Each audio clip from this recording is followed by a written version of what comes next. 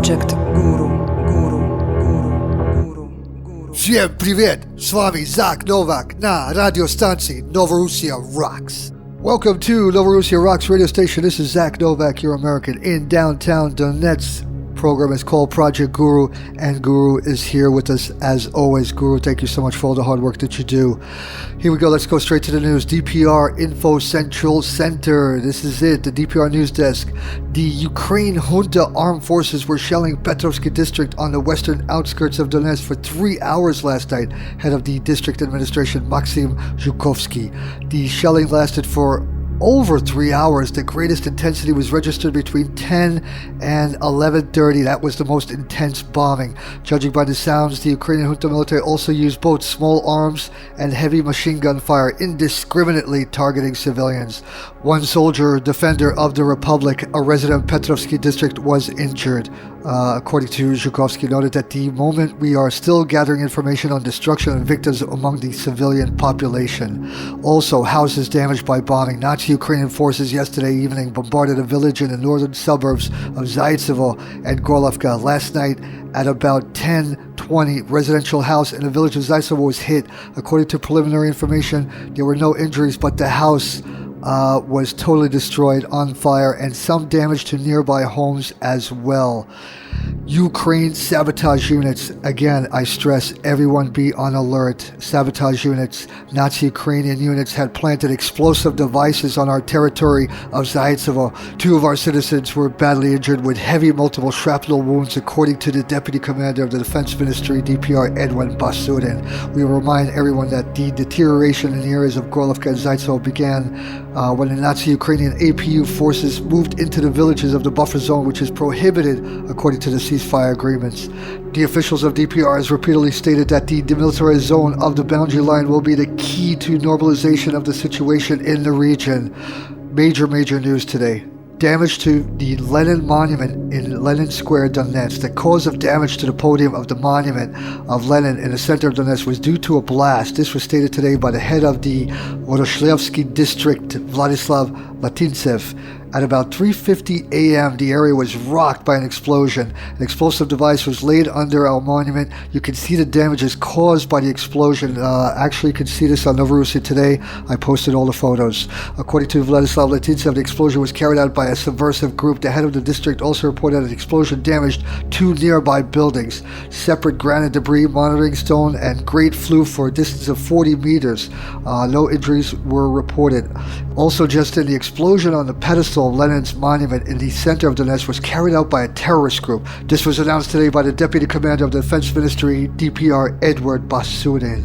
If it was a subversive group, I call them subversive and a terrorist group, he said, responding to a question from the press. It's no secret that they are here and have taken root, according to Basurin, previously known for some of the details of the accident, but the investigation so far has not made the findings. I received information that 2 men were seen and that something was put around the monument and then they escaped.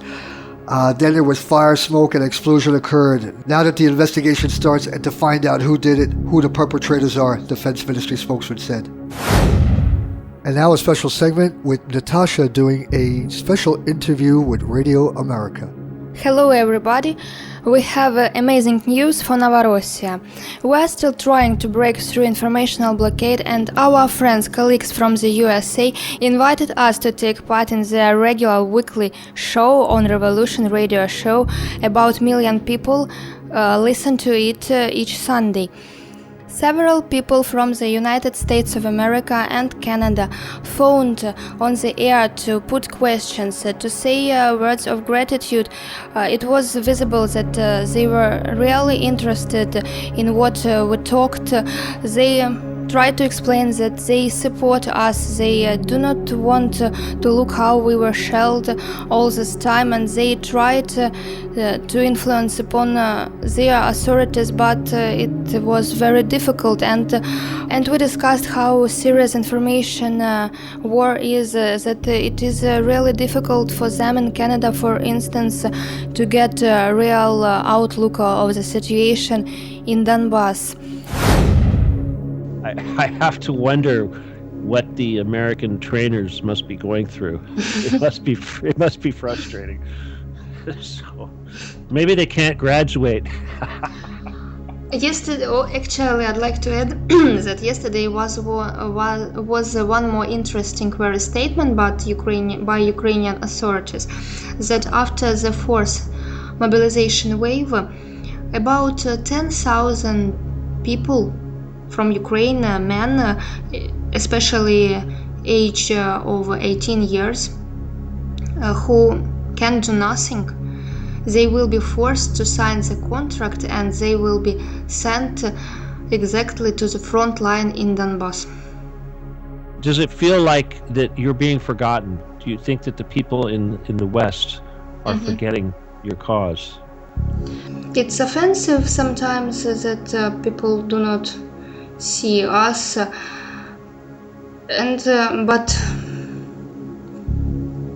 the situation in the world in general is very serious. Many people need help, understanding, and further solution of these problems.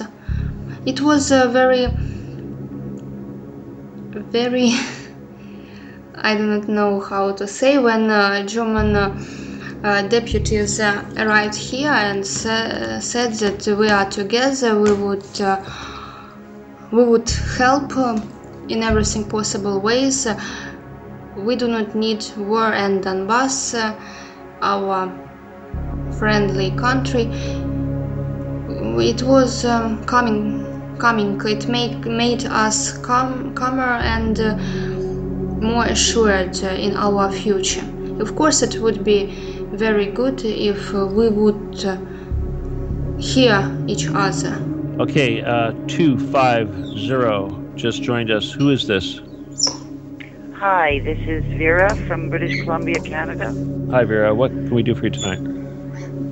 Hi, I just wanted to say hi to Natalia and thank her for giving us information, because the media tells us nothing about this. And then on the internet, you're not too sure who is telling the truth or what's really going on there. But that it be known to her that people in Canada also tried to stop what's going on there.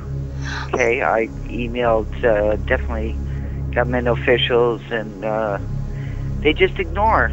Is basically what they do. Hi there. Can I?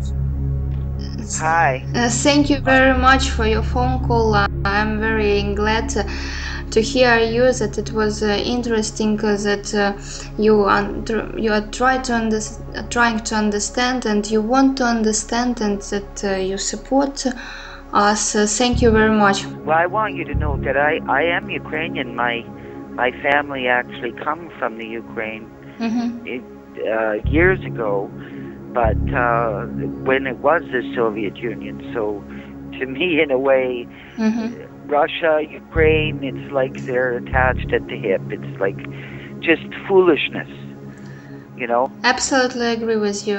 Do you know from which region were your relatives, ancestors? Lviv, I believe, and from my father's side, and my mother's, I'm not sure. They're both deceased, so, and I probably have other family members out there, who knows where, but, not been in touch, so. Very nice. But I'm very sorry to hear what's going on there.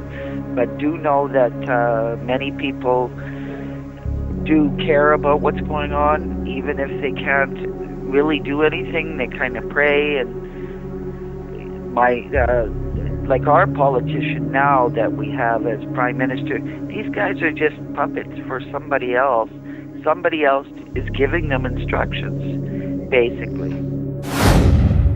Stephen and Keith, I'd like to express words of gratitude to them. They did a lot for us.